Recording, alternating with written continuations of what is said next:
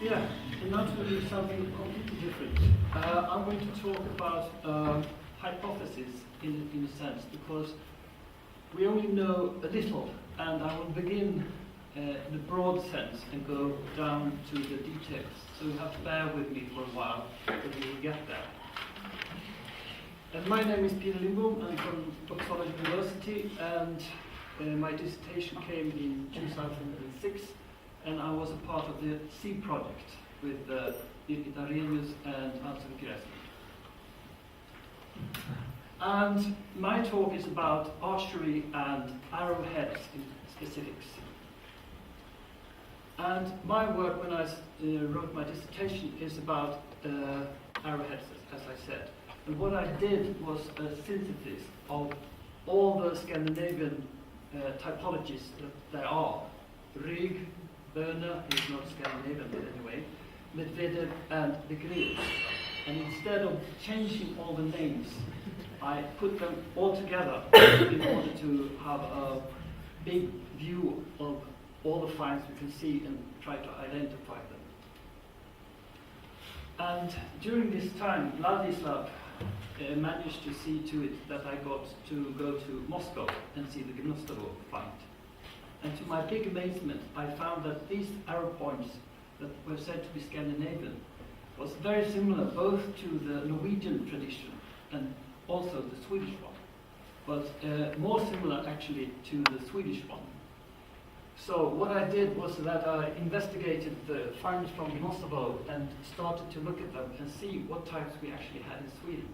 And I find a very big similarity between the finds. And this is a view how I look at the different traditions. And to the right is the Norwegian one. And the picture is actually right. The Norwegian points are always much bigger than the Swedish ones, about the double the size. And also the Rus one on the left, they are more similar to the Swedish ones, very much smaller. And from this one can gather that the Norwegian arrowheads are actually more usually found in situation for hunting, not for warfare, because they are very much heavier, while the other ones will fly further and are arrowheads for warfare. But there is another big difference too. And you can see that the Norwegian points are more angular. And this is when you make them, you actually use the hammer and do it in one go. While the the Swedish ones and the Russian ones are much more defined and sleek. And that's due to that they either had to work them with a file or had a special tool made to make them like this. And this means that the Swedish ones are much more standardized. So if you look at all the finds from Birka, Valsöde, and so forth, you will find that they have a distinct, all the types vary but not that much, they have a distinct weight, they are standardized. So actually it would seem that someone has manufactured these in big quantities, while the Norwegian ones, they differ all the time. There's no standardization at all. So it would seem that these are used more in warfare than the Norwegian ones. And also in Sweden we know that, for example, in Valsöde we have graves with at least 24 arrows in one grave. And when you look for similar finds on the continent, the only finds you will find is from Hungary. But there you have about 7 in each grave. So something is going on in Sweden. It's important to have arrows, but we don't really know why. And during this time, we also had a big find, and perhaps you know about this, from Birka's Garrison, Krigarnas hus. And since I was a part of this project, Birka made it possible for me to look at the finds from the Garrison. And what's important with the Garrison is, this is all finds, and what you can see is it's a big mess, it's chaotic. Most houses in Sweden, when we excavate them, they are emptied, they are cleaned. This is it looks like a battlefield. So when I looked at it, and all these dots are actually arrowheads, they excavated about 500 meters, square meters, so they haven't dug that much actually. And in this place, in 500 square meters, they found about 163 arrowheads. And what struck me was that the only finds we have with this kind of quantity of arrowheads are the Danish rock finds. And when we presented this in Stockholm, 2004, I think it was, someone said that this is not a battlefield, this is some sort of sacrificial place. And it might be possible, but then they have to explain to me why you have arrow points all the way here, and I will show a picture later on where you can see you have arrowheads in the walls of the house. So, to my view, this must be some sort of fight, battle that has been going on. And you can also see different pieces of plate armor, for example, and chainmail and things inside the house. And when we started to think about this, because in my view the only solution to this was that the garrison was actually the remains of a battlefield, we had to start to think about what could have happened, who has been here, who was the attacker. And then I began to think about the primary chronicle and the fact that I went across the sea, and that's Vladimir, in 977. So this is a possible route for him to go to Birka. This is Birka in the middle. So he might have come this northeastern path, or in the middle, or from Södertälje. So now we jump from the Baltic Sea into Lake Mälaren. So this is Birka, the island, and you see the different heights. You see the fortification here in the middle. This is actually Ambrosiani's excavation. It's about 200 meters from here to there, so it's quite near actually. And you see the wall, the city wall here, and you see the pole blockage out in the water. So what I'm going to present now is just a hypothesis, because we don't know very much about this. What we know, and that's the reason why I presented, is from his dig. When I talked to Mr. Ambrosiani a while ago, we talked about arrowheads and also burnt patches in the excavation, where you have, it would seem that you have had a big fire or something like that. And the thing was that he said that there is correlation between these burnt places in his dig and arrowheads of the same type that I have found in the garrison. So, there the text is. If I was to attack Birka, I would come to these two places with my ships, and I would position my troops up here on the hills, because from there I can dominate the whole island. And this is the outer perimeter for an archer, about 200 meters. So I can't go inwards here without being attacked, but on the other hand, they can't shoot out at me. So I'm safe in both distances.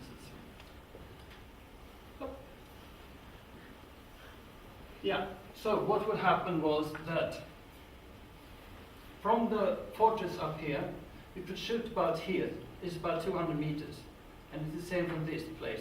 So this is really the weak spot on Birka. And you can see it's straight in the black earth in front of his excavation there. And also, if I attack up here, I could go around here and attack the garrison. But I can't attack the garrison without attacking here first, because they have the high ground here. So it's very hard to get at the garrison without being shot to pieces.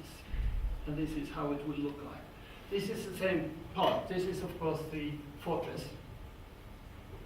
And what you can see here is you have a very steep hill here. You can't advance from this place. And here, of course, you would have ramparts with a palisade, so you have defenders up here.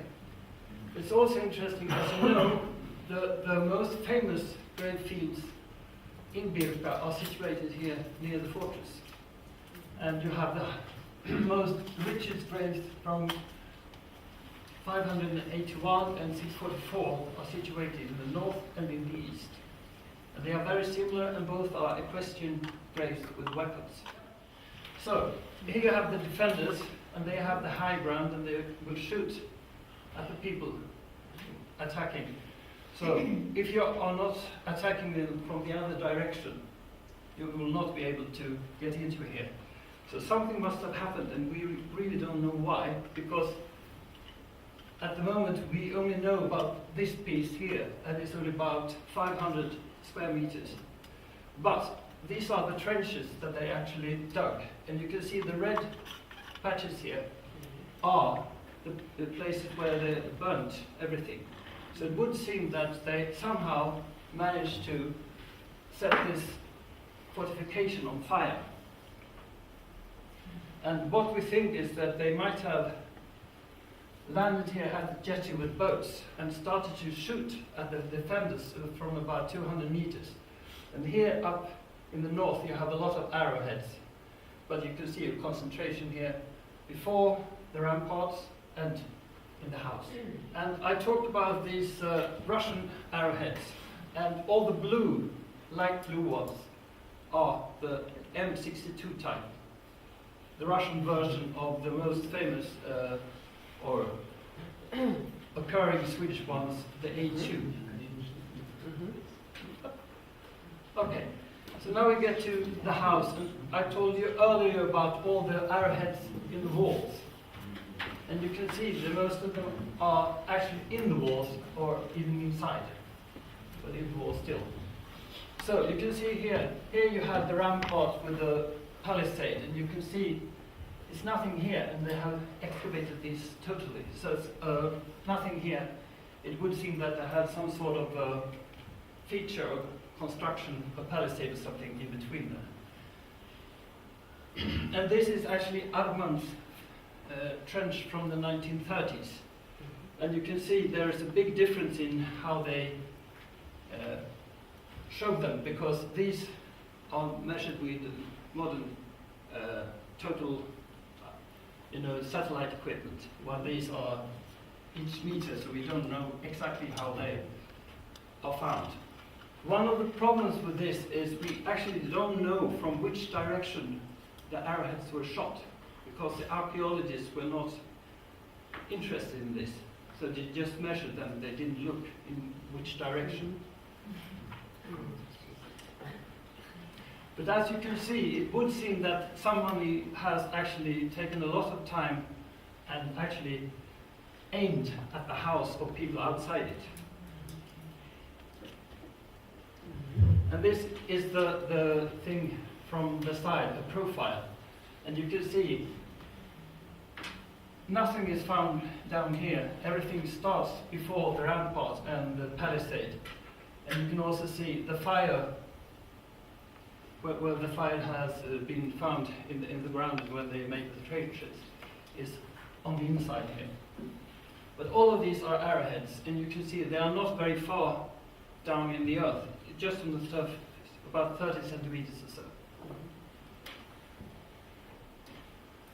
And talking about archery, as you know, we have at least two different traditions, and this is a traditional Viking warrior shooting a longbow.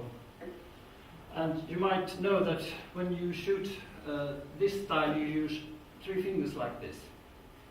So you draw it like that.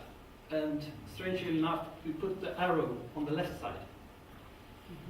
And this makes it a rather complicated technical thing to do, while in the Eastern tradition, you have a thumb ring. Put it like that and draw it like that, and have the arrow on the right side. And that's much faster. And this is a equestrian bow for horse archery, while this is a foot soldier's bow. And the bow that they have drawn there should be a bow from Haithavi, but it's made the wrong way. This is a recurve bow. It should be like that. But never mind. So the point here is that most probably we have finds of both traditions on Birka. And that would mean that we have different types of soldiers on Birka. And one thing that we found in recent years is, I have written about this kind of quiver. This is a equestrian quiver for a horse warrior. And it's a quiver made of wood and leather. And it holds about 25 arrows, which is quite a lot. But the thing is that this kind of quiver is very heavy. We are talking about 3 or 4 kilos. While an ordinary quiver made of leather would weigh about 1 kilo or so. And the interesting thing is that they actually found mounts like these of iron. I think it's grave 1125, a complete mount like this. But in Birka's Garrison they actually found 1, 2, 3, 4, 5, 6, 7. And from Vendel and Baltic we have similar mounts. It would seem that we have quivers made in the Eastern tradition in these finds. The tricky thing now is, as I said, these are equestrian quivers made for mounted archers, because you don't want to carry those. And why are they here? Why do they have, you can't really ride a horse here. So we don't know, but maybe when they stormed the fortress, someone was killed down here, because in order to break away these mounts, you have to trample or destroy the quiver one way or the other. So it's not by mistake. It has to be broken in pieces in order to be found in the ground later on. And as I said, you have 4 inside the house. And that might be that they actually stored them there, because we know in the house there are about, I think, 300 knives or so, small knives, a lot of locks and things. So it would seem that it's not really a hall, but more of a place where you store things, a storehouse. And as you see, they have actually found a part of the quiver up there too. And the thing about this quiver is that it's a nomadic quiver, but most of them are found in Hungary, modern Hungary. So it's a Magyar quiver. And this is actually from Vukovar in, I think it's modern Serbia. And there are 2 finds, as far as I know this far, of Hungarian type of arrowheads. And this one was found about here, and was actually a fire arrow. And as I told you earlier, they probably set fire on all of this when they attacked the garrison. And here is the same picture as before, but this time I took away all the arrowheads. So what you have, for example, these are spears, lamella armor and chainmail. You've got a lot of personal equipment like coins, combs and things. So I mean, something has happened here, and it would seem that they left the place in a hurry and just left there, because nobody has gone back and plundered it, as far as we know. And this is a typical Viking warrior from the 10th century, how we want to see him. And as you can see, we have a lot of finds in Germany, Denmark, Norway and Sweden, and it's equestrian graves. This I would object strongly to, because it's not very easy to shoot a longbow on horseback. You wouldn't use a bow like that. But most of the other things we actually found, and this is how we think of the Viking warrior according to Scandinavian tradition. But on Birka, when they would try to reconstruct the warriors that they had there, you will see that they have a much more Eastern influence, with lamella armor, big knives, Hungarian sabretache and so forth. And one thing to remember is that this kind of armor, lamella armor, is only found on Birka in all of Sweden. We have never ever found it anywhere else except Visby, but then it's 500 years younger. And here you have a rather elusive Slavic warrior, which I found on the internet. He had all the stuff you can find in Swedish grave and so forth. So what I'm doing now is try to integrate Sebastian and his typology from 1933. And the main reason for this is these two types are present on Birka, but in Hungary we have actually got arrowheads that are very, very similar to Scandinavian arrowheads. So maybe we have a connection here. And these are typical stuff from Birka with sabretaches, you know, these big sea axe-like knives and things, and you have this belts, lameral armor and so forth. And a lot of this equipment is actually more Eastern than Scandinavian. So it would seem that we have had warriors on both sides. And there were mercenaries, most probably from Magyar retinues and things like that, but also Rus warriors and Scandinavians. And in the garrison they actually think they found a thumb ring like this. And, well, I haven't seen it, so I can't really tell. And this is the focal point now in the end of my talk here. This is a typical arrowhead from Birka, Valsöde and Venden from the 10th century and rich equestrian graves. It's a very specific type of point that only exists in very rich graves, equestrian graves.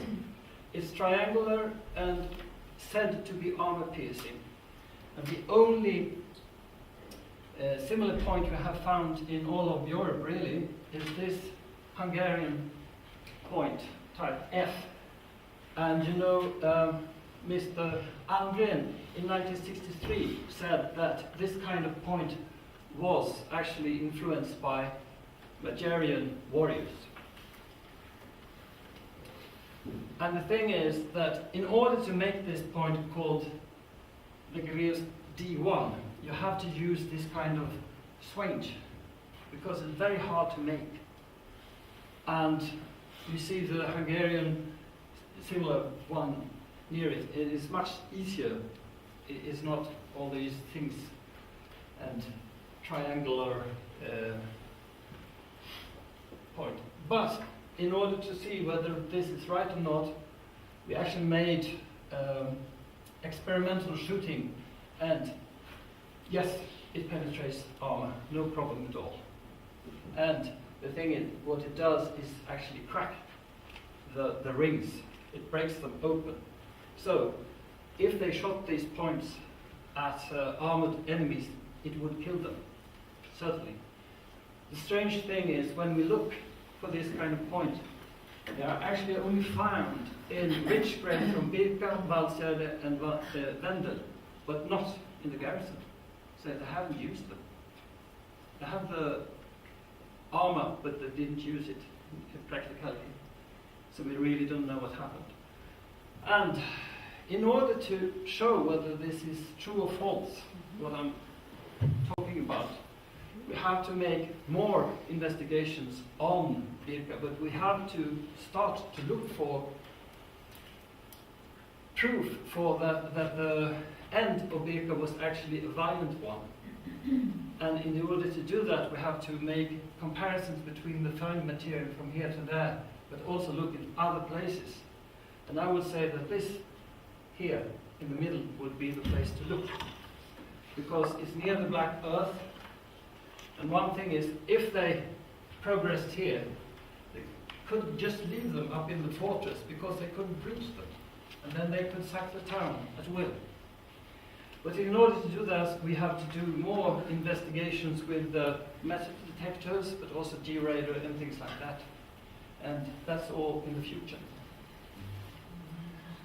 So, it would seem that maybe the Swedish king had something to do with this. Because what we know, there was no one trying to abort this attack from Archeologiczno. But they were left to their own means to do this. And what we also know, you can see the progression, what happens after Birka, about in the late 970s. They extract a lot of money in England and start to make coins. And this is Olaf, and this is from Sigtuna. But also, you know, after Birka is destroyed sometime during the 970s, they move this place or the to Sigtuna, and they start to make big organized plans how to make a new town and start urbanization. And that concludes my talk. Thank you. Thank you.